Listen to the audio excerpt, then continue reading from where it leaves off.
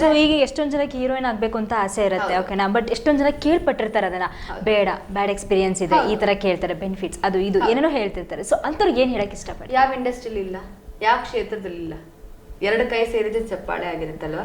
ನಾವ್ ಇದೇ ಫೀಲ್ಡ್ ಅಲ್ಲಿ ಏನಕ್ಕೆ ಅಂತ ಹೇಳ್ತೀವಿ ಅಂತ ಹೇಳಿದ್ರೆ, ಇದು ತುಂಬಾ ಒಂಥರ ಪ್ರಾಮಿನೆಂಟ್ ಆಗಿ ಕಾಣಿಸ್ಕೊಳ್ಳೋ ಎಲ್ಲದೂ highlight ಆಗುತ್ತೆ. ಒಂಥರ ನಾವ್ ಇವಾಗ ಈ ಬಾಟಲ್ ಅಂತ ಹೇಳಿದ್ರೆ ಇದ್ರ ಬಾಟಲ್ ಅಂತ ನಂಬಲ್ಲ, ಅದು ಬೇರೆ ಅಂತಾನೆ ನಂಬ್ತಾರೆ. ಅಂತ ಒಂದು ಪ್ರಪಂಚದಲ್ಲಿ ಇದ್ದಾಗ ಯಾವ ಇವಾಗಿನ IT ಕ್ಷೇತ್ರದಲ್ಲಿದೆ, ಎಲ್ಲಾ ಕ್ಷೇತ್ರದಲ್ಲೂ ಇದೆ. ಸಿ ಯಾವ ಕ್ಷೇತ್ರ ಅನ್ಕೊಂಡ್ರೆ ಹೆಣ್ಮಕ್ಳು ಏನು ಮಾಡ್ಲೇಬಾರ್ದು. ನನಗೂ ಒಂದೆರಡು ಮೂರು ನನ್ನ ಕಸಿನ್ಸ್ ಎಲ್ಲ ಹೇಳಿದ್ರು, ಅಯ್ಯೋ ಸಿ ನಾನು ಒಂದು ಬ್ರಾಹ್ಮಣ್ ಕಮ್ಯುನಿಟಿಯಿಂದ ಬಂದಂತ ಹುಡುಗಿ. ಸೊ ನನ್ನ ಕಮ್ಯುನಿಟಿಗೆ ಇಟ್ಸ್ ಲೈಕ್ ವೆರಿ ನ್ಯೂ.